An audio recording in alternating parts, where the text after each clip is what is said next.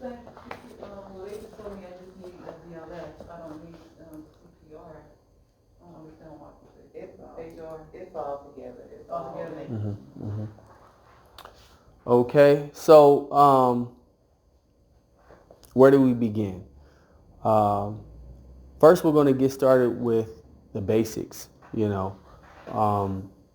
may go into some more advanced topics during the class, but we always start with the basics. And the basics 4 points that we always want to cover is what is CPR? When do we do it? Why do we do it? And how do we do it? Okay. All right. So the first thing I want to explain when we refer to what is CPR is it's an acronym that stands for something, right? If you look on the definition, as you can see here, Cardiopulmonary, it's actually one word altogether if you ever look it up. It gets broken down into two words in this acronym, but if you look it up, it's one word, right? And that is a telltale sign because these two organs actually work very closely with one another. The organs I'm referring to are, actually says in the definition, relating to the heart and the lungs. Okay? So cardiopulmonary, as we can see here, is relating to the heart and the lungs. Okay? Now, you may know this, but if you don't, the heart is responsible for circulating the blood via the cardiovascular system. Looks something similar to this. The heart pumps blood through the various blood vessels, and the blood is able to travel to every cell of the body. Okay? All right. Now, as you can see here, the heart is pumping blood. This is all blood. Even though one side is red and one side is blue, it's all blood. The heart is pumping blood through the lungs. Right? And now this blood goes from blue to red. Why is that? Because it gets oxygenated? Right, it gets oxygenated. Exactly. And we call that oxygenated blood. Okay? At that moment, the blood is now transporting oxygen.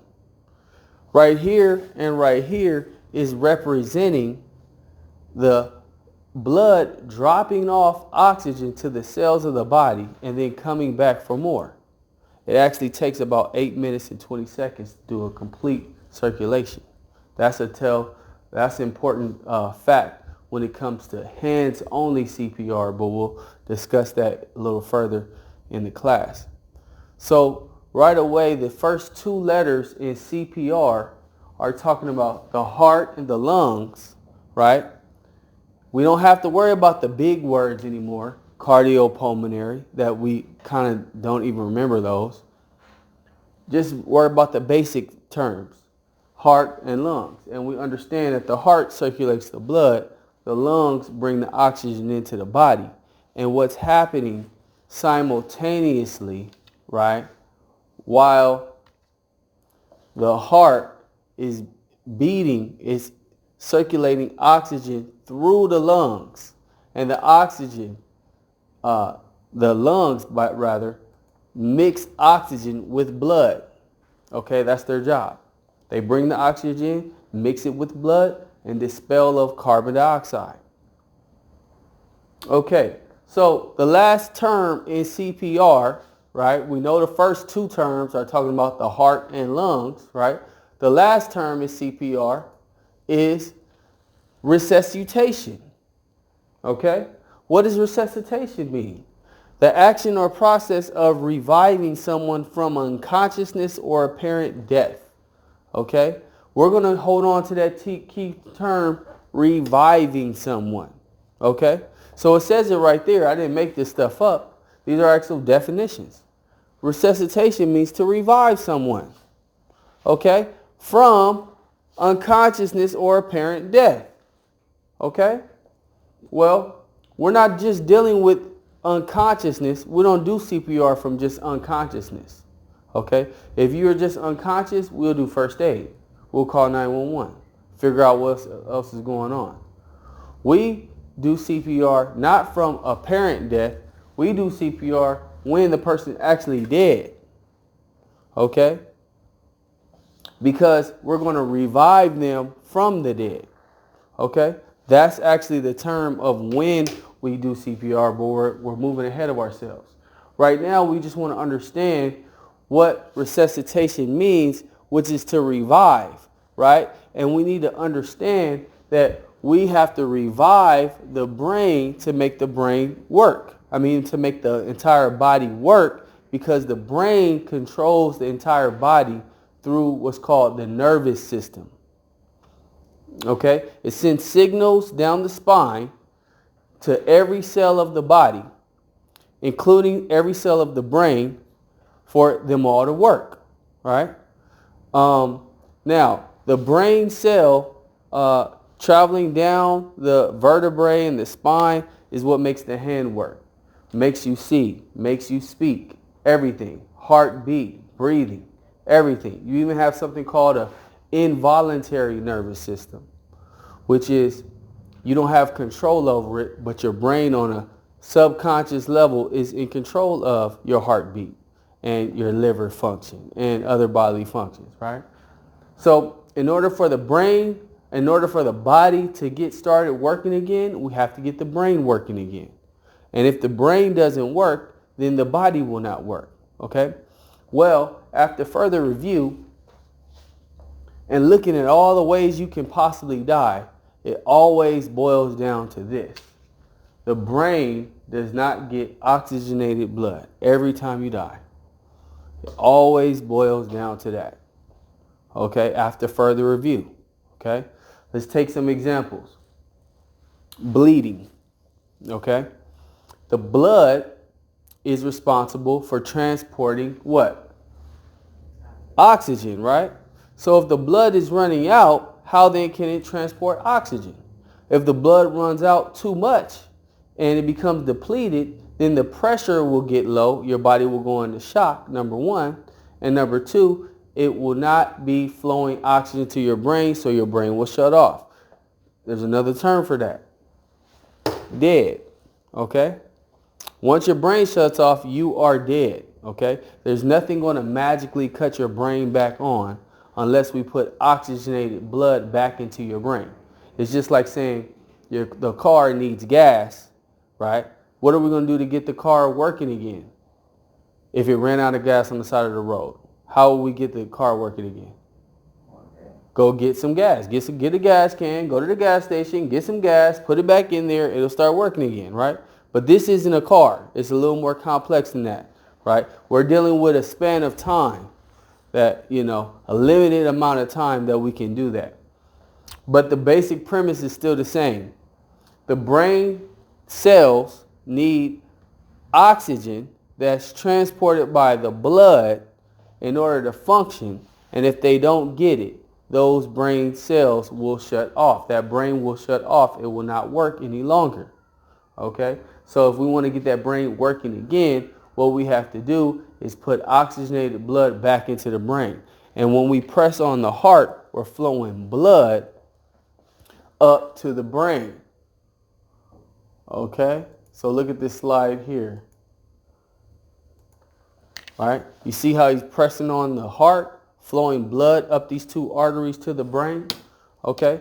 If we look a little more closely at this slide, as you can see here, this is called the pulmonary artery, right? The heart pumps the blood to the lungs and then it comes back from the lungs. Okay? This is why smoking is so bad, because it's coming in the straight path of the oxygen. Gets right into your bloodstream. So it gets right into your heart. That's why the heart disease will kill you long before the lung cancer, right? So then it goes up this pipe right here called the aorta, right? This pipe goes to the body, but these three go to the what? Go to the brain to make the brain to work so the brain can control the whole body through the nervous system.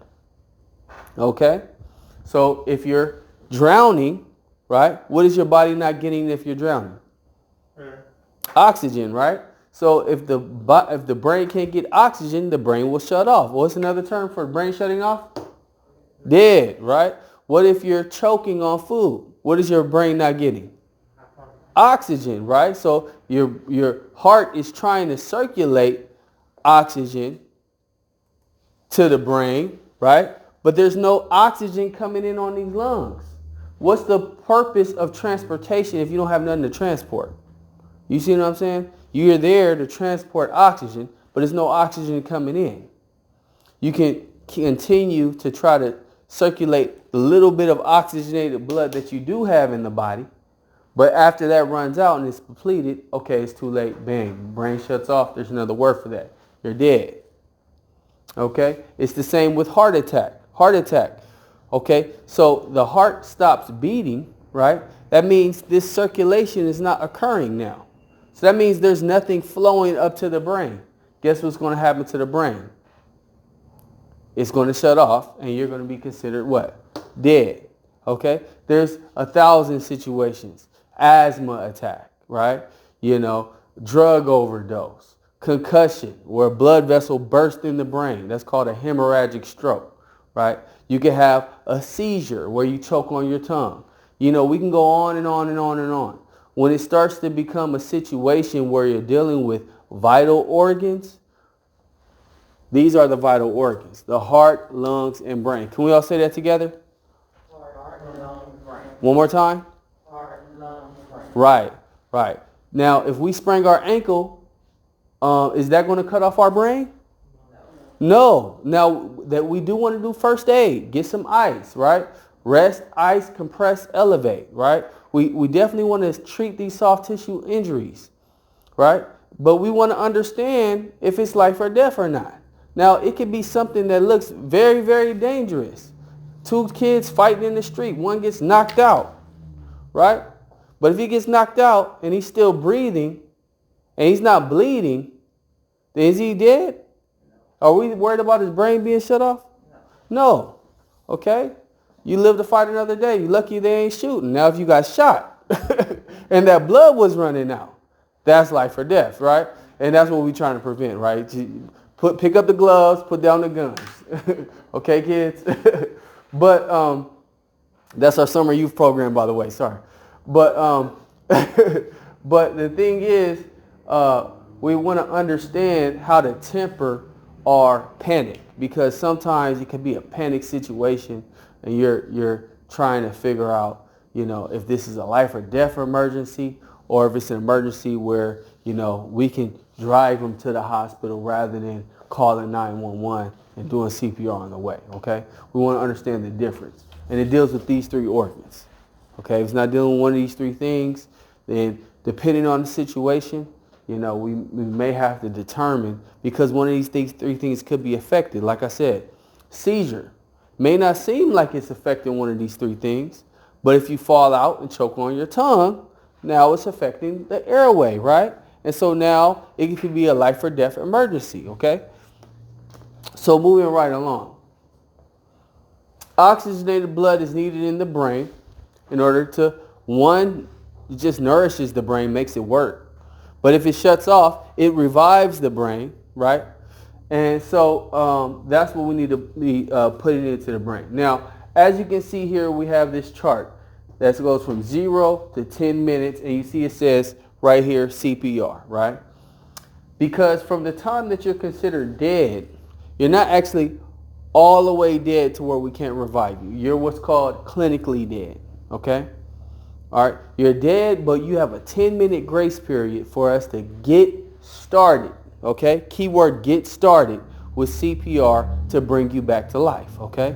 Now, the thing we want you to understand is that 10-minute window of time is not 10 minutes to do CPR and stop, okay? If you get started with CPR, you're going to do the CPR all the way until the ambulance actually takes over for you, or your higher up medical attention takes over for you. It could be somebody else doing CPR.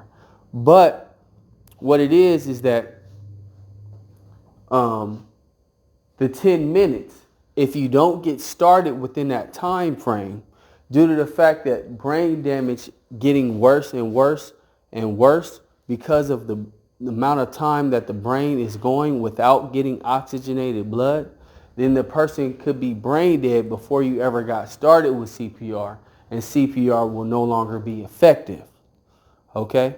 So CPR is something that you do when the person is dead to revive the brain back to life, or at least sustain the brain with oxygenated blood so that the brain damage doesn't get as bad as it can be, so that the ambulance can bring the brain back to life. Okay? Typically, the ambulance could take 10 to 15 minutes, right? So if they're 10 to 15 minutes away and they get there and nobody was doing CPR the whole time, the brain damage will be so bad, they'll already be brain dead. There'll be nothing they can do. But if you, being the first responder, get started with CPR as soon as it happens and call 911, even if they don't come alive on your watch, which they can if you do effective CPR, even if they don't come alive on your watch, you can still sustain their brain with oxygenated blood so that this brain damage isn't as bad as it could be, to where they will be brain dead, giving the EMTs, the paramedics, the fire department, whoever shows up, a chance to be able to save them. Okay? And we have a video on the online training, and it shows you real life CPR being done. Okay? And we want to get you to understand, to come to grips with that point. When you need CPR, right, you have no heartbeat. We don't push on a heart that's already beating. Right? When you need CPR, you have no breathing. We don't blow into your mouth if you're already breathing. So with that being said, you're dead. If we do nothing, you'll just remain in that condition, guaranteed.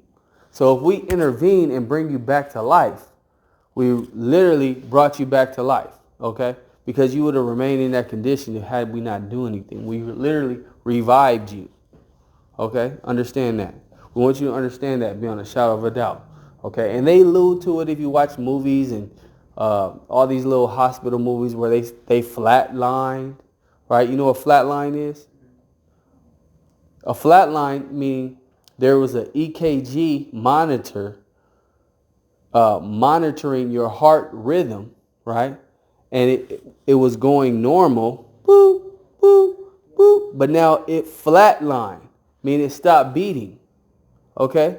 So what that means is the heart stopped flowing blood that contains oxygen to your brain. And if that happens, guess what's going to happen? Wait, exactly. Your brain will shut off, and there's another word for that, which is dead. You getting it? Okay? So if you're dead, then we have 10 minutes to get started with reviving you. Otherwise, you'll be completely brain dead. And that's, if you want to use medical terminology, biologically dead. That's cemetery dead. Okay, that's no coming back dead. Okay? All right? So we want to understand the basics. That's what we're here for, just to understand the basics. Okay? Now, like we said before, we're going to go over the same thing from 4 different angles. We're going to come up with the same answers, right? But just to hammer it home, when do we do the CPR? When they dead. The question we want to ask ourselves is, how do I know if they are dead or not?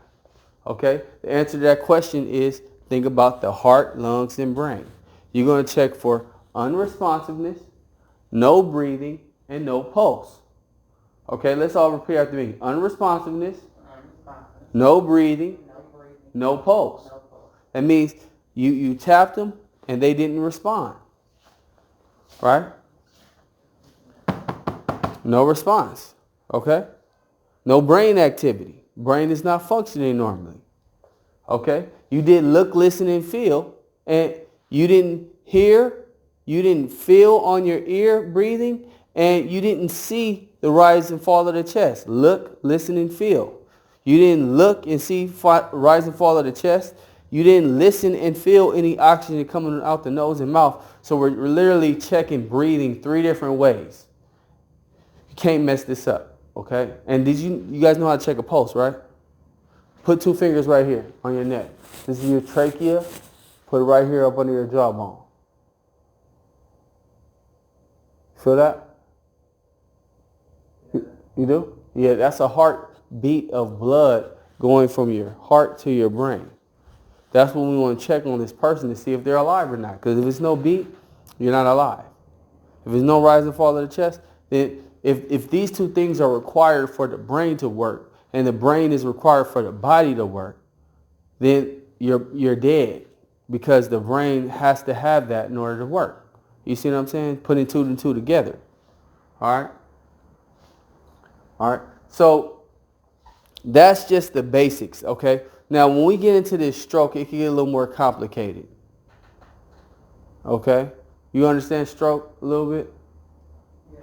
Okay, let me reposition the video, talk about this stroke. Okay. All right, so this is a complicated subject matter, right? And I would say, look, rest in peace, Dr. Goss. Just recently passed. Y'all know who he is? Dr. Goss was a famous doctor, like a herbalist from Compton. He just recently passed, maybe a couple weeks ago. And he made a statement in one of his books I was reading. It's a book called Rebirth of the Gods. And he said, your brain can be programmed, but your body won't. Listen to your body. It'll tell you what's going on. You know what I'm saying? Like, our brains can be programmed by all these commercials we see with all this food we want to get, but your body will tell you if what you eating is good for you or not. As soon as you eat it, you'll be feeling inflammation, all tired, Over the weekend, it's Memorial Day, right? So we're going to have some barbecue. And I'm not really a big meat eater person like that, right?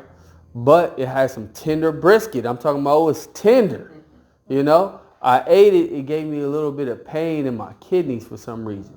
So I'm listening to my body. Something's wrong. And then I did a search online. It could have been too much sodium in that meat. Or it could have just been the meat itself that the acid built up. My kidneys aren't able to handle it. So maybe I got to tone it back. You know what I'm saying? But my mind is telling me, man, that it got protein in it, right? I'm lifting weights and I'm trying to be strong. I love me some barbecue sauce, and that's my taste buds going in. And then it's so tender, right? Still got some leftovers at the house right now, right? No, you know how to bring me a plate home, right? But at the end of the day, my body is telling me, oh man, my kidneys, it's painful back here. It's telling me that, no, don't mess with that. Something in that you can't deal with. Okay. And that's what I'm trying to get you to understand, because we get that feeling from after we eat stuff. Okay. This, for example, is a stroke. Stroke is brain damage. Why? Due to lack of oxygenated blood going to certain parts of the brain. Okay. Because of a blockage. Okay. Now, when the person ate the food that led to this problem, he felt something.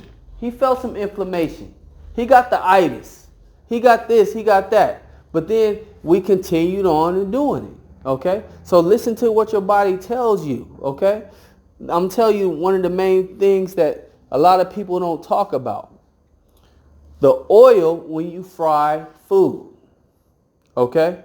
When you fry chicken, or when you buy fried chicken, when you fry French fries, or when you buy fried French fries or whatever, it's always going to be better whatever you do if you do it at home. But even if we fry something at home, do we just get that oil and pour it down the drain? No. Matter of fact, I sometimes do security at a restaurant. They have that oil come picked up and hauled away. You can't pour it down the drain, because when you put fire to that oil, it changes the chemical structure, and now it can turn into this white cakey substance that will clog up your pipes, because oil and water don't mix, right? Well, what do you think it does to our bodies? Our bodies is made out of water.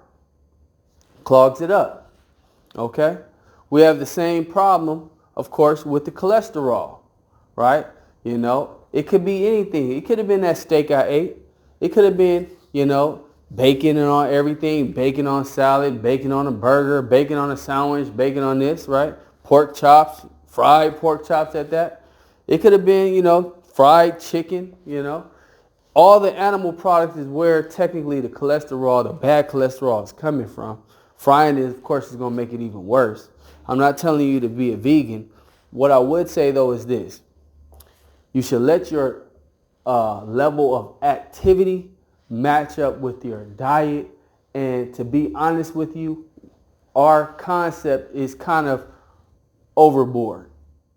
You know what I'm saying? So, like for instance, I ate that meat, whatever, the other day.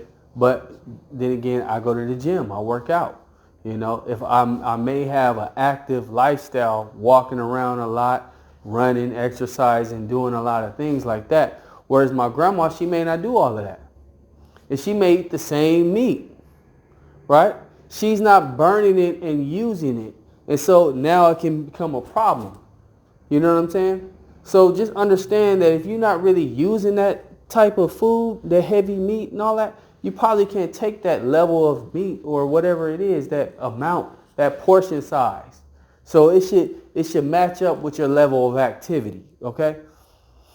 The next thing we have to look at, of course, and you'll see this, first you're going to get somebody that they're going to squeeze your arm with one of these, right? And then they're going to come up with some of these numbers. It's probably going to be something right in here, right?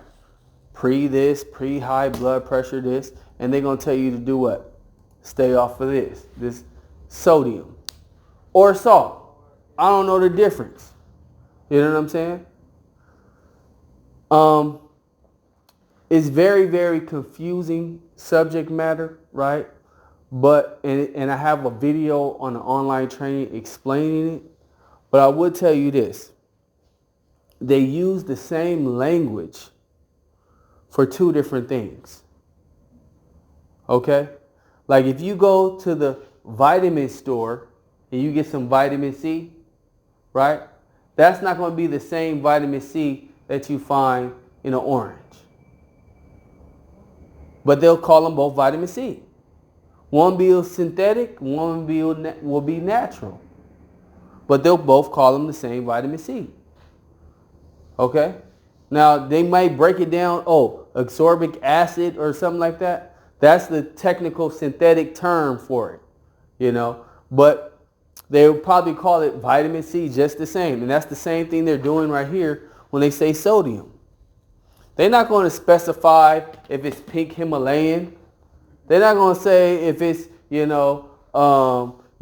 Celtic sea salt, which are the top two best salts that you should use for cooking at your house, right? They just going to put this in your food, right? The regular cheap one, right? And it's just going to say sodium, okay? But it's not the same as this, right? Is this the same as this?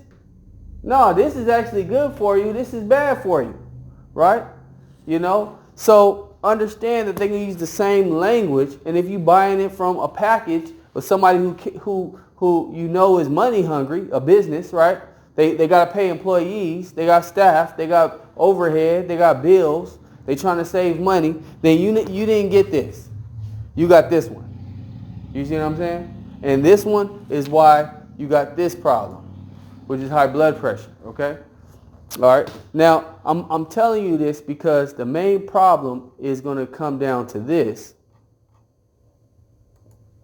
right? An enlarged heart. And the number one cause of death is heart disease. Okay? A heart attack, by the way, is just like a stroke, right? A stroke is a blockage in an artery fueling oxygenated blood to the brain, whereas a heart attack is a blockage in the coronary artery flowing oxygen to the heart. The heart needs oxygen too. Okay? So after trying to get the blood through that narrow pathway for so long, right, the heart becomes enlarged.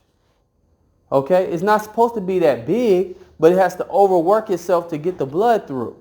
Okay? Combined with another problem that we have.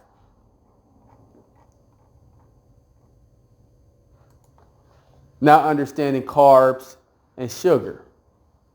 Okay?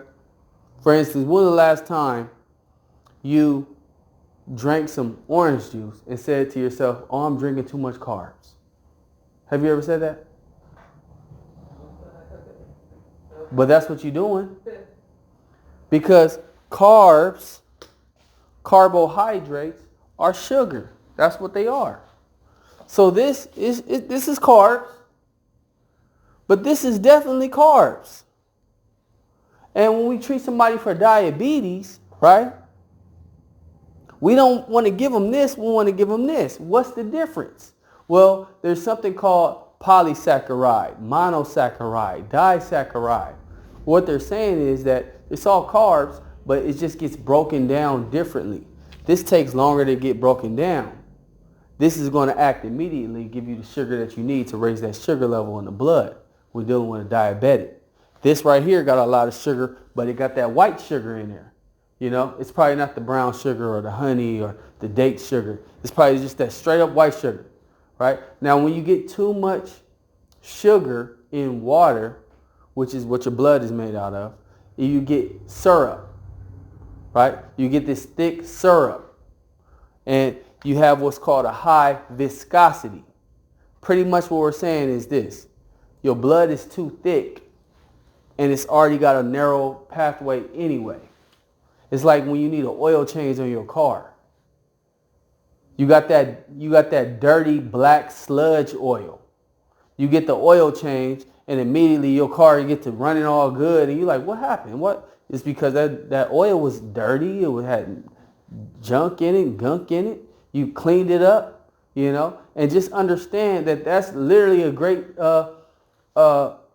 analogy, because just imagine that blood.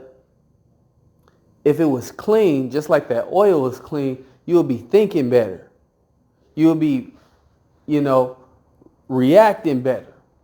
You'll be doing everything better at a higher level. So whatever you do, we always got to be considering the condition of our blood. Okay? So back to the stroke though, because all those things we listed,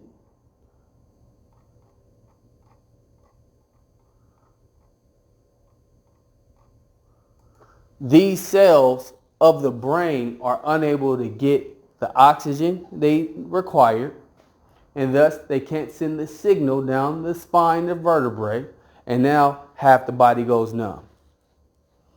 They have an acronym: face, arm, speech, time. My auntie had a stroke. Her cheek sits up a little bit. She was very healthy, ran marathons, but she used to smoke them cigarettes, them Virginia Slims. Couldn't get off of them. My mom included. Now she on the vape. But then my mom want to be the number one person when it comes to this vaccination. I'm like, wait, hold on. You can't put the cigarettes down, but then everybody get vaccinated, right? I'm like, now you the health guru now, right? Right. So, but at the same time, she's also slower mentally. She's not as quick. Now we got to get somebody to watch her. You know what I'm saying? We don't want her by herself no more, right? So it happens like that. These cells, what were they in control of? What part of the body, right? Was it the your motor skills? Was it how you use your hand and tie your shoes? Was it using a fork, thinking, speaking, your memory? What was it? You know what I'm saying? What were these brain cells that didn't get oxygenated blood that are now damaged in control of? And that's what a stroke is. Okay? And when you have these numbers this high, like this, they say you're at risk of a stroke. Okay? And everything I just listed is why we would have one of those. Okay? So definitely monitor your body after eating. I would suggest make sure you drink a lot of water. Of course, get you some good nutrient food. I take a spoonful of this stuff called spirulina, and I just mix it with water and put a little lemon in it. It gives me a lot of vitamins and nutrition, because a lot of that is in the dirt, that's in the soil, right? Take you some vitamins, you already know. Eat you a salad, fruits and vegetables, right? Just get off this red meat too much. I'm just speaking for myself, right? Definitely stay away from the pork. It got worms in it, get in your brain. Can't think right. Then, of course, if you can't think right, you'll get that pig-like mentality. Now you can't control yourself. Every time you drive by In-N-Out, you smell that In-N-Out, you see that long line, you just got to go get up in it, because of that bacon you just ate. Now you get the pig all in your brain. You know what I'm saying? Every time the Woody's is right across, the barbecue's going, oh, you got to have it. And then before you know it, you done did that 5 times a day. You know what I'm saying? And now it's really not about your health. They just trying to sell some food. You know what I'm saying? You watching TV commercials all day, hitting you with the pizza with the cheese coming all up and all that. You know what I'm saying? Before you know it, now we all overweight. It's not about our health. It's about they making their money trying to sell them pizzas. Them things is very cheaply made. There's not no healthy stuff in that. And we got food deserts. So, I suggest I do 1 meal a day between 4 and 6, right? I also am a big fan of what's called navy bean soup. It's a soup that you can go to every day because growing up, the go-to for my family was spaghetti. Moms would make spaghetti. It'll last us 3-4 days, right? But if we had another go-to, this navy bean soup, you put celery in it, you put tomatoes in it, you can add whatever you want, but they put onions and bell pepper, put all these vegetables in it, cook it down, and you can eat that for 4 or 5 days, So you can have different go-tos, and the navy bean itself is very, very healthy for you too. It has everything you need on it. So you can use that as a go-to, and we can switch it up, instead of getting this ground beef, because when you do the ground beef burger on Monday, tacos on Tuesday, Wednesday we meatloaf, that's because we don't want it to go bad. And then Thursday we leftovers, it's too much ground beef to grow up on, But the whole thing is understanding, not just taking my word for it, understanding why it's bad for the body, because we can't teach something to somebody else that we don't know.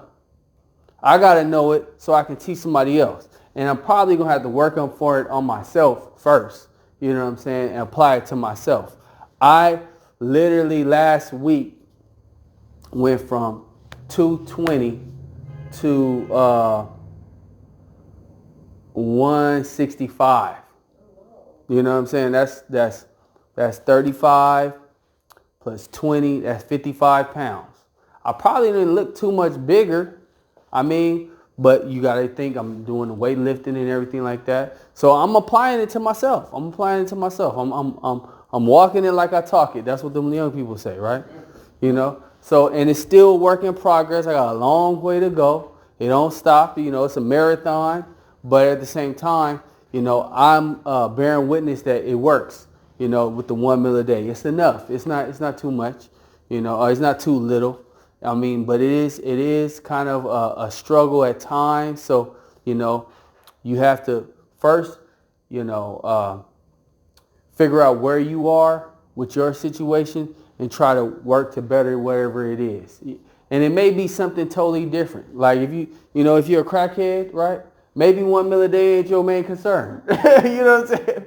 Maybe it's just giving up the crack first. You know what I'm saying? Everybody got their own little stages of development. That's mine. That's where I'm at with it. So, look at your situation, assess it, and let's strive to be better. Okay. And understand, you can call me because I live on Manchester and Normandy. That's the food desert. We got these are our choices. Churches, right? Popeyes, KFC, Louisiana, Charlie's, Golden Bird. You know what I'm saying? What choice do we got? That's it. Fried chicken everywhere. Got that salt on it, got that oil in it, everything, need to just get some heart disease. That's it.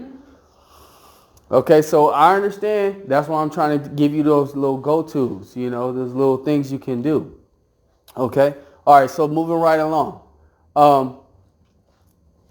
Just to reiterate what we covered, what is CPR? Pretty much the definition, the layman term meaning we're going to use, heart, lungs, brain. Okay?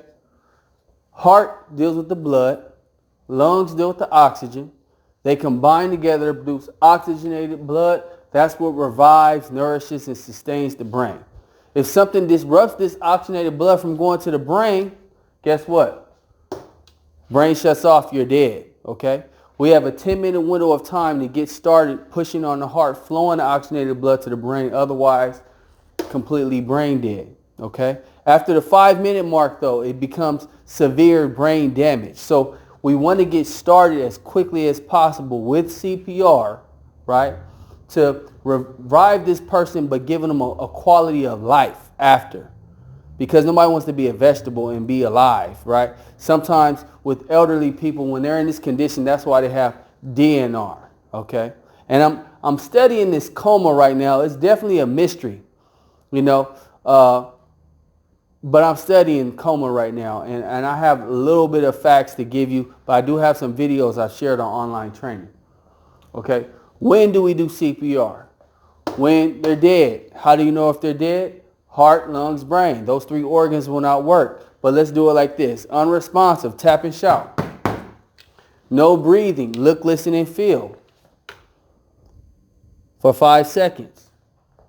No pulse, okay? No heartbeat. Your heart is supposed to beat between 60 and 100 beats per minute. Okay, that's when we do CPR.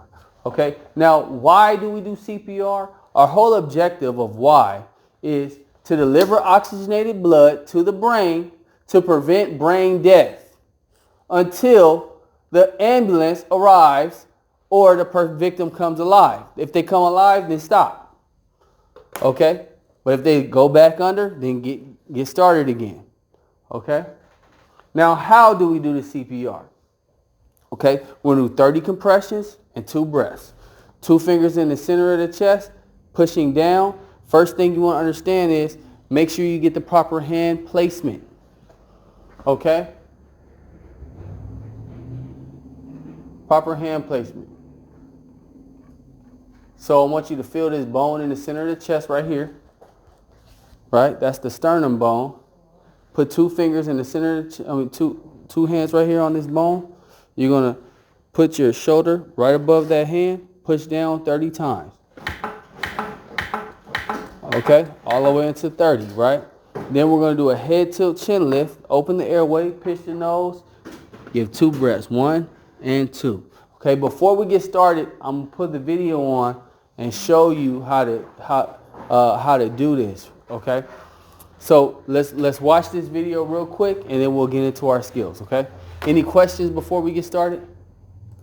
Okay, let me put this video on.